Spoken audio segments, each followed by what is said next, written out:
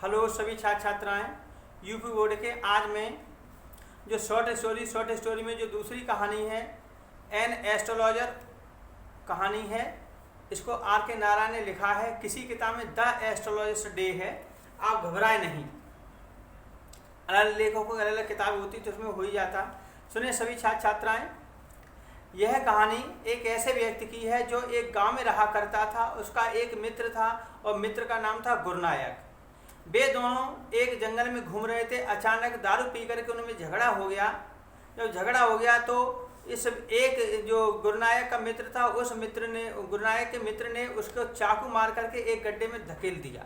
जब उसका नशा उतरा और वह गांव से घर पहुंच करके नशा उतरा, तो नशा उतरने के बाद उसे क्या कहते होश आया कि अरे मैंने अपने मित्र को मार दिया है। तो उसने एकदम घबरा कर उसे लगा कि अब तो मुझे दंड खाना पड़ेगा, लोग मुझे पुलिस पकड़ लेगी। तो उसने गांव को छोड़ दिया और वह तब तक चलता रहा जब तक गांव से 200 मील बाहर नहीं निकल आया एक शहर में। एक गांव वाले के लिए एक 200 मील पहले के ज़माने में बहुत हुआ करता था। तो फिर क्या हुआ, उसके बाद में वह आदमी वहीं पर रहने लगा और उसने एक ऐसा उपाय सोच लिया। उसने एक जोशी वाला उपाय सोच लिया कि मैं जोशी बन जाऊंगा और लोगों को कुछ बातें बता करके पैसा कमाऊंगा। तो वह एक शहर था। एक शहर में एक क्या कहता है, एक इमली का पेड़ था। इमली के पेड़ के नीचे वह बैठ जाया करता था और एक ऐसे रास्ते से बैठ जाया करता जिसमें बहुत सारे लोग क्या कहते हैं वहाँ पर अपना रोजी रोटी कमाते थे। जैसे कबाड़िया वाला था, सस्ता कपड़ा बेचने वाला, पूरे शहर में प्रसिद्ध था, मूंगफली विक्रेता था, दवाइयाँ विक्रेता, बहुत सारे लोग वहाँ पर रहे। और वहाँ पर टाउन हॉल अपार्ट था, वहाँ पर लोग जाया करते थे। ये वहीं पर मूछें रखाने लगा, दाढ़ी रखाने लगा, त्रिपुंड लगाता था। इसके पास एक थैला हुआ करता था, गोटियाँ हुआ करती थी, उसमें एक किताब हुआ करती थी जिस पर एक रहस्यमय चार्ट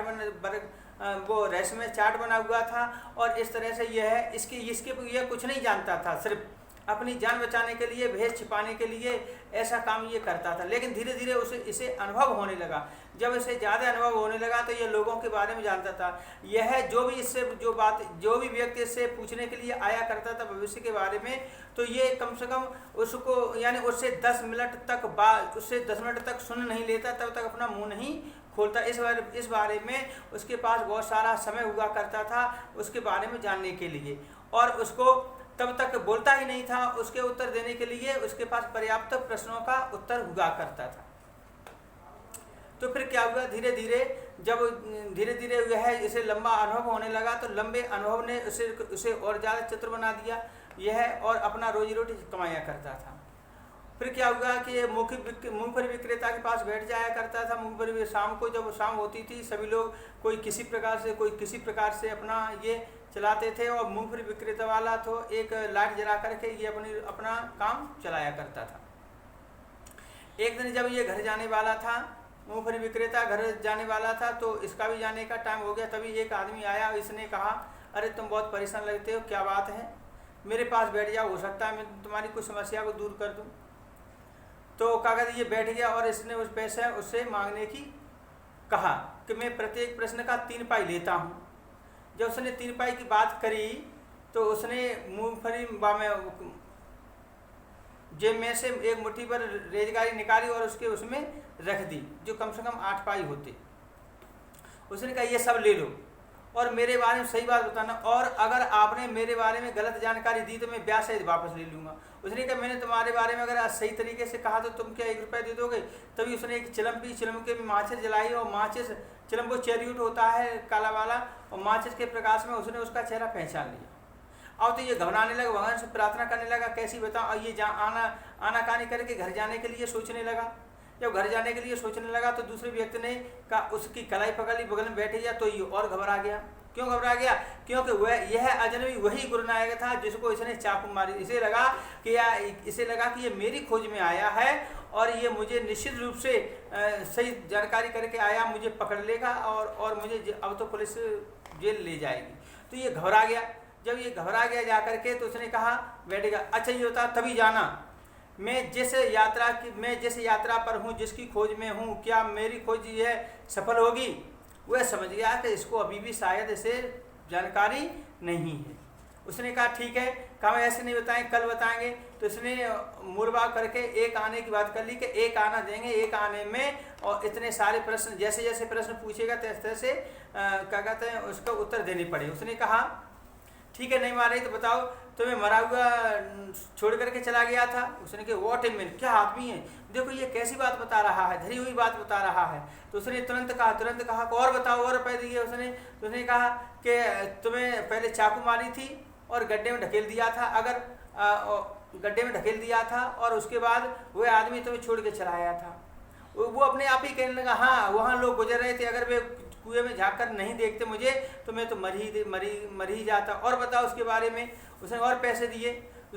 उसने कहा कि मुझे जानकारी दो कहाँ है। मैंने कि अब तुम मुझसे नहीं मिल पाओगे, क्योंकि 4 सप्ताह पहले वह मर गया है। अब तो वह मुड़े रहने लगा और कहने लगा अफसोस अब मेरे हाथों से बच गया। मैंने कि साले को मृत्यु कैसे हुई है। तो उसने कहा कि एक लॉरी से कुचल कर उसकी मृत्यु हो गई। अब तुम यहाँ से क्या कहते हैं, अब तुम उससे नहीं मिल पाओगे और जो क्या कहते हैं उसकी जो खोज है वो तुम्हारी अब पूरी नहीं होगी, उससे अगले जन्म में मिलोगे। उसने कहा कि अच्छा। तो फिर इस तरह से वह वहाँ से जब जाने ही वाला था तब उसने कहा कि मैं तुम्हें कुछ मुफ्त में सलाह और दे रहा हूँ। यानी कैसी कि तुम इधर आए हो पश्चिम की तरफ और इधर आना तुम्हारे जीवन में एक बहुत बड़ा खतरा है। अगर तुम आए हो सकता है तुम्हारी जान भी जा सकती है, इसलिए तुम घर जाओ और घर से इधर की ओर कभी मत आना, अन्यथा तुम क्या कहता है अपनी जान गंवा सकोगे। तभी उसने एक भस्म लेकर के उससे दे दिया, कहा माथे पर लगा लेना और सीधे जाना और वापस कभी मत आना। उसने कहा मैं घर से क्यों निकलूंगा। अगर उसने कहा अगर ऐसा नहीं करोगे तो तुम हजारों साल जियोगे।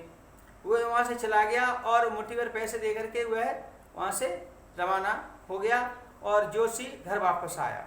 जब जोशी घर वापस आया उसकी पत्नी इंतजार कर रही थी। उसने प्रश्न पूछ रही, इतने लेट कैसे हो गए। उसने कहा ले पहले वो सॉरी ये पैसे पकड़ो और काउंट करो, बाद में बात करने। एक आदमी ने इतना पैसा दिया है। उसने गिरे तो 12 ही निकले। उन्होंने कहा अरे उसने धोखा दे दिया सुअर ने, मैंने तो एक आना की बात करी, 16 का होता है एक आना। तो उसने कहा एक आना की बात करी, उसने 12 पाई दी है इस तरह से। और उसने कहा तो पता है कि एक आदमी ने ही इतना सारा धन दिया है। और कहता है वो है आदमी कौन था तुम जानते हो, आज मेरे सिर से कितना बड़ा बोझ उतरा है। उन्होंने कि क्या कि मैंने एक आदमी का कत्ल कर दिया था। उन्होंने कि तुम हत्यारे हो कि मेरे सिर पर एक आदमी की हत्या का वजन लदा हुआ था, लेकिन वह आदमी आज मैंने जिंदा देख लिया, इसलिए वह सर मेरे वह वजन जो हत्या का था मेरे सिर से उतर गया। और वह इस तरह से बात बता करके वह सो गया। Okay, thank you. ये कहानी है, जल्दी से बता दी है, किताबी पढ़ाया करेंगे। और अब कहानी बता दी है। अब इसके जो शॉर्ट क्वेश्चन है कल से सारे शॉर्ट क्वेश्चन मिला करेंगे आपको। इस पहले पार्ट के पूरे शॉर्ट क्वेश्चन एस के इंग्लिश चैनल पर मैंने डाल दिए हैं। और आपको बता दें कल से इसके प्रश्न डाला करें, पूरा सिलेबस इसी पर मिलेगा, लेकिन धीरे धीरे देखते रहें। Okay, thank you.